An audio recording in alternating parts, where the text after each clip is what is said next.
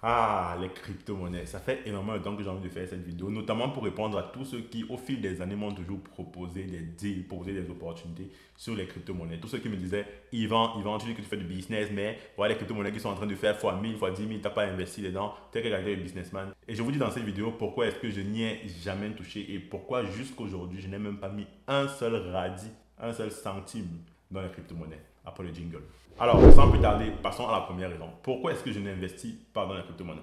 La première raison, elle est toute simple. C'est que pendant très longtemps, je ne comprenais pas c'était quoi les crypto-monnaies. C'est-à-dire que j'entendais des gens parler, j'entendais des gens me dire des mots en français, en anglais, mais je ne comprenais pas en fait. C'est-à-dire que j'avais toujours l'impression que c'était un truc tellement mathématique que je ne suis pas capable de comprendre. Et franchement, je ne suis pas le gars le plus bête du monde. Je suis sûr que beaucoup de gens qui investissent dans les crypto-monnaies ne comprennent même pas la logique de ce truc.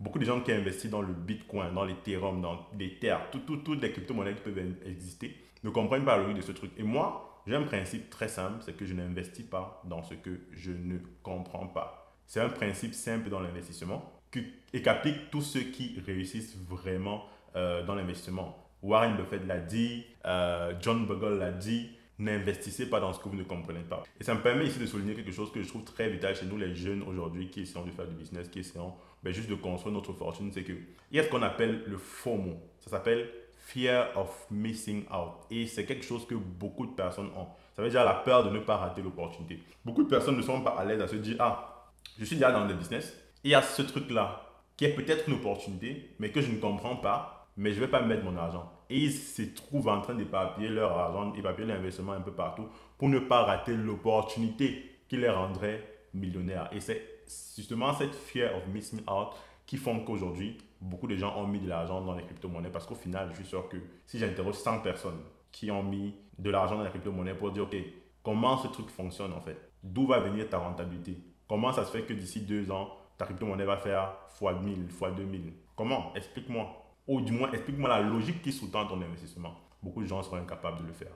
Ne vous laissez pas prendre par cette peur de rater les opportunités parce que ça va juste vous faire des conneries. Alors salut, moi c'est Yvan de la chaîne Yvan Business. Sur cette chaîne on parle de business, on parle de mindset et on essaye d'analyser le monde en fait sous le spectre de l'entrepreneuriat, de la prospérité africaine. Si tu es nouveau sur la chaîne, deux choses. La première des choses c'est que abonne-toi parce qu'on a encore une petite communauté mais on va grandir très très vite et c'est important pour nous de rassembler ces personnes-là qui ont pour but l'enrichissement de la bonne façon. La deuxième chose, clique sur le lien en dessous de la description pour t'abonner à ma mail list. Je n'écris pas beaucoup par mail, mais je suis très très proche de ceux qui sont abonnés à ma mail list parce que je donne souvent des petits tips ou alors des opportunités d'investissement uniquement par mail. Et pour revenir à la crypto-monnaie, vu que tellement de personnes, même autour de moi, m'en parlaient, je suis allé me documenter sur le truc, notamment sur le Bitcoin.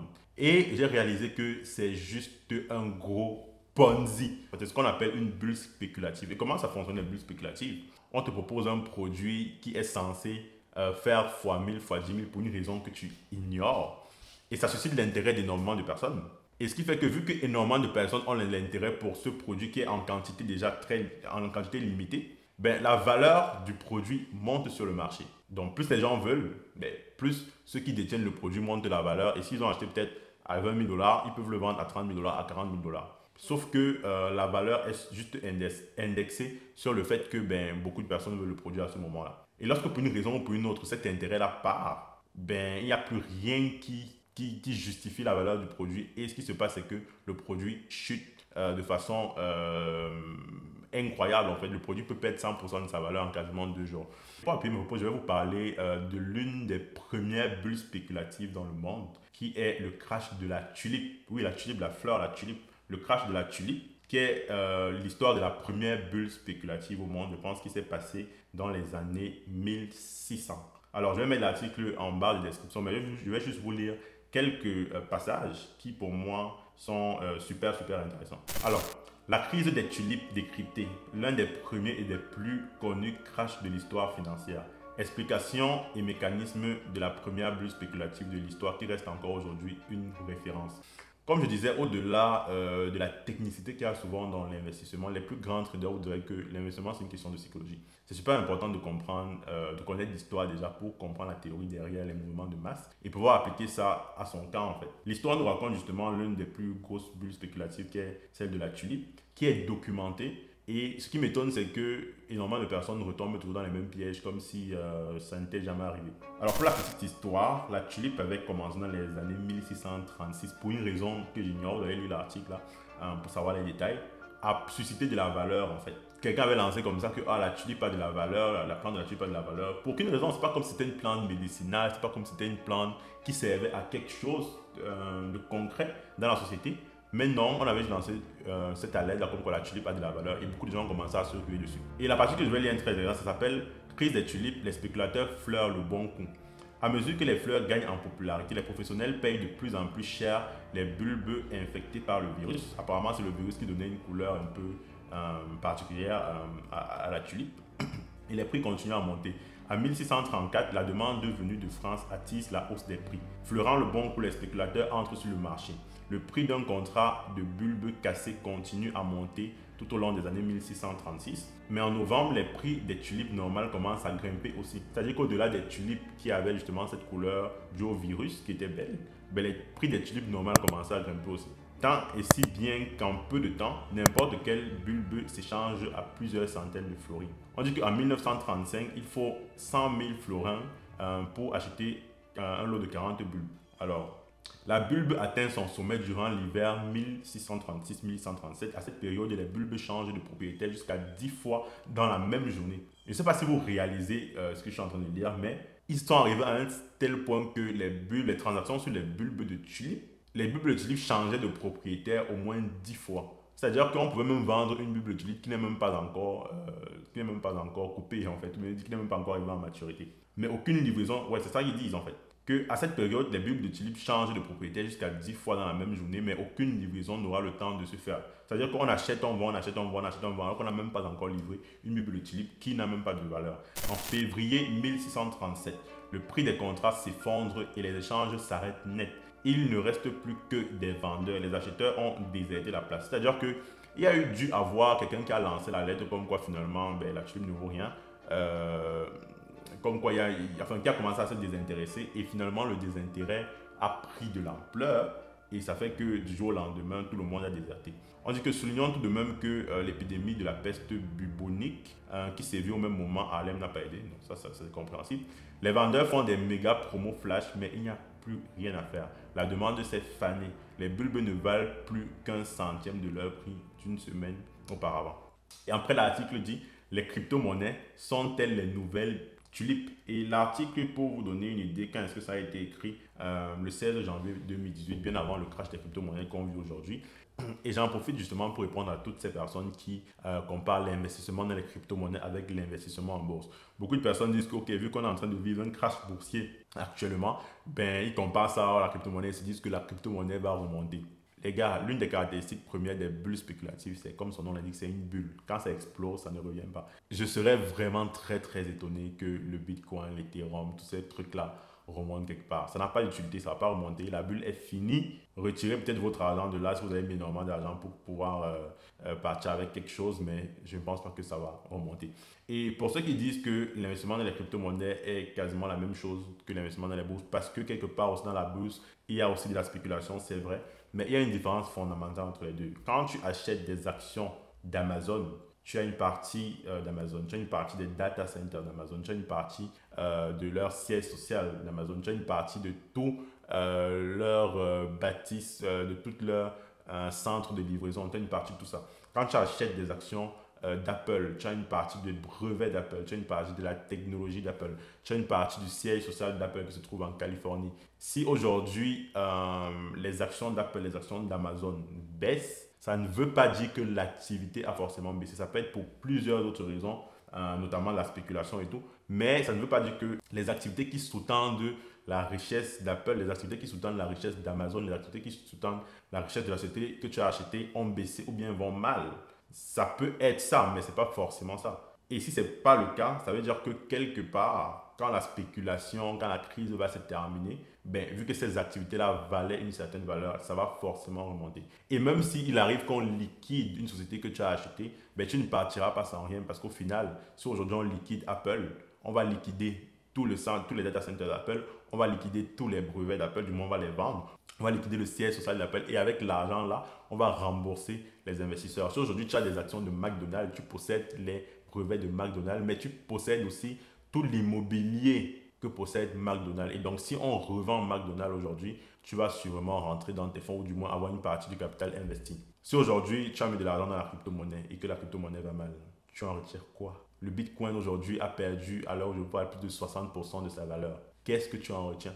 Rien. Tu peux quitter de 60 000 dollars à zéro sans rien. Je lisais un article l'autre jour, je vais essayer de le retrouver, mais pas sûr, qui concernait les NFT en fait. Et dans cet article, il y a un mec qui avait acheté, je pense, un NFT à comme 30 millions de dollars. Parce que on avait tellement spéculé dessus qu'il avait acheté le truc à comme 30 millions de dollars. Et en revendant son truc, il avait remis son truc sur le marché pour le revendre et ça ne valait même pas 30 000 dollars. Parce que l'intérêt des gens était passé. Et parce qu'au final, la NFT ne sert à rien, en fait. Je veux dire, elle ne sert pas à grand chose. Et je sais qu'en disant ça, va me mettre beaucoup de personnes à dos qui vont me dire: ah, la technologie de la blockchain est quelque chose d'inédit. La technologie de la blockchain va valoir énormément dans les années à venir. C'est vrai.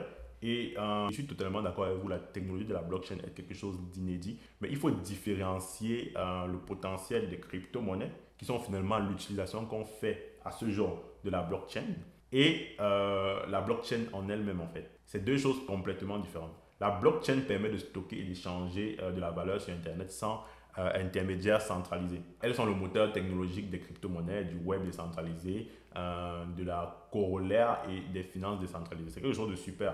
Il peut y avoir plusieurs applications qui peuvent être utiles dans la société dans les prochaines années. Une des applications qui est peut-être valuable que je vois dans l'avenir serait peut-être dans le domaine des notaires. Les notaires sont ceux-là qui certifient les contrats de vente, que ce soit dans le domaine de l'immobilier, dans le domaine des rachats d'entreprises. Et vu que la technologie de la blockchain a justement cette capacité-là de pouvoir constituer une base de données de tous les échanges effectués par les utilisateurs sur un certain produit, ben, ça peut faire que ça peut constituer une valeur vraiment ajoutée dans le domaine des notaires, justement, pour pouvoir labelliser toutes les actions qu'on peut faire sur peut-être un immeuble. Par exemple, si tu vas acheter une maison aujourd'hui et que la vente de cette maison était peut-être régie par la technologie de la blockchain, ben, tu auras toutes les traces sans avoir une crainte de falsification des ventes qui ont eu sur la maison. Tu pourras avoir toutes les traces des pannes ou bien des réparations qui ont été faites sur la maison. Ça serait peut-être une éventuelle application de la blockchain qui aurait énormément de valeur dans le futur. Mais toujours est-il qu'à l'instant présent où on vous parle avec les crypto-monnaies, qui est pour moi pour l'instant l'une des principales applications de la blockchain, ben, ça ne vaut rien en fait. L'autre chose que j'entends souvent beaucoup des gens qui courent pour aller acheter les crypto-monnaies, c'est de se dire que l'État demain peut nationaliser l'utilisation des crypto-monnaies, donc c'est le moment d'investir. C'est un argument qui n'a aucun sens parce que déjà, qui te dit qu'aujourd'hui, si tu possèdes, je sais pas, 1000 bitcoins et que demain les États-Unis nationalisent le bitcoin et l'utilisent comme une monnaie nationale, à ce moment-là, tes 1000 bitcoins deviendront 3000 bitcoins. Non. Mais en fait, il y a autant de choses que les gens disent qui ne font juste aucun sens. Si demain, on nationalise les crypto-monnaies, ce sera avec certaines règles. Rien ne dit que toi qui possèdes ces monnaies-là auparavant, ton avoir va doubler, va tripler. Rien ne le dit. Peut-être même que ton avoir te sera arraché. Peut-être même que ton avoir va perdre sa valeur. À ce moment-là, l'État décidera et à ce moment-là, la monnaie aura une utilité. Pour l'instant, il n'y en a pas une en fait. Et je voulais terminer cette vidéo en parlant de quelque chose d'un peu plus général, qui est cette envie aujourd'hui de devenir riche très vite. Aujourd'hui, à cause d'Internet et à cause de tous ces pseudo-influenceurs qui sont sur la toile et qui vous disent que vous pouvez être riche à 22 ans, être millionnaire à 25 ans. On a comme ça beaucoup de jeunes qui ont envie de trouver l'opportunité qui va les rendre riches, qui ne rêvent que de pouvoir trouver la chose qui va les rendre riches du jour au lendemain. Et je voulais dire à cette personne que malheureusement, si ton mindset est de devenir riche très vite, si ton mindset est de devenir riche du jour au lendemain, sans pour autant comprendre le process, sans pour autant travailler dur, sans pour autant investir, sans pour autant comprendre les mécanismes qui sous-tendent la fortune et surtout sans pour autant avoir la patience parce que l'élément le plus important dans la construction de la fortune, ce n'est pas le capital, c'est même pas les connaissances, mais c'est le temps en fait. C'est le temps. Une fortune se bâtit sur du temps. Si aujourd'hui je prends tous les millionnaires en dollars de ce monde et je te dis, parmi cette population-là, c'est quoi la caractéristique qui est commune à ces gens? Je te laisse réfléchir 2 secondes. Et tu vas te rendre compte qu'en fait, je te donne la réponse toute simple, c'est qu'ils sont tous vieux. ils sont tous âgés en fait. Internet est venu avec une vague de personnes qui ont été millionnaires, je ne parle des Mark Zuckerberg, etc. Mais ce qu'il faut comprendre, c'est que c'était une exception en fait. C'est venu avec la vague d'Internet. Ils ont profité de l'opportunité d'Internet, mais il faut comprendre que ce n'est pas la norme. Pour que quelque chose comme ça se reproduise, il faut un changement de paradigme de la taille d'Internet pour produire ce type de millionnaires-là qui peuvent saisir ce type d'opportunité-là. Mais en général, pour le commun de mortels, construire la richesse, ça prend du temps, ça prend de l'expérience, ça prend du travail acharné et ça se fait de façon linéaire et peut-être exponentielle quand on est un peu plus âgé, mais ça commence toujours de façon linéaire. Et à tous ceux qui pensent qu'ils peuvent s'enrichir très jeunes, à tous ceux qui essaient de trouver l'opportunité qui va les enrichir du jour au lendemain, à tous ceux qui essayent de trouver la chose dans laquelle investir qui va faire fois 1000, fois 10 000, fois 100 000 comme la crypto-monnaie, croyez-moi, vous avez beaucoup de chances de terminer votre vie pauvre ou de finir dans les secs. Alors ça m'intéresse de savoir, dis-moi en commentaire, est-ce que toi aussi tu investis dans les crypto-monnaies ou est-ce que tu es plutôt dans un investissement en bourse ou tu fais les deux? Est-ce que tu as mis ton argent aujourd'hui? Combien de valeur as-tu perdu? Ne sois pas timide, n'aie pas honte, dis-moi en commentaire combien tu as perdu dans les crypto-monnaies avec le crash qu'il y a eu il y a de cela quelques temps. Si tu as gagné de l'argent avec, dis-moi aussi en commentaire. Ça se peut que je me trompe complètement sur ce que j'ai dit dans cette vidéo et que finalement, il faut peut-être investir dans les crypto-monnaies. En tout cas, ça m'intéresse d'avoir le débat avec toi en commentaire et je te dis à très bientôt pour la suite.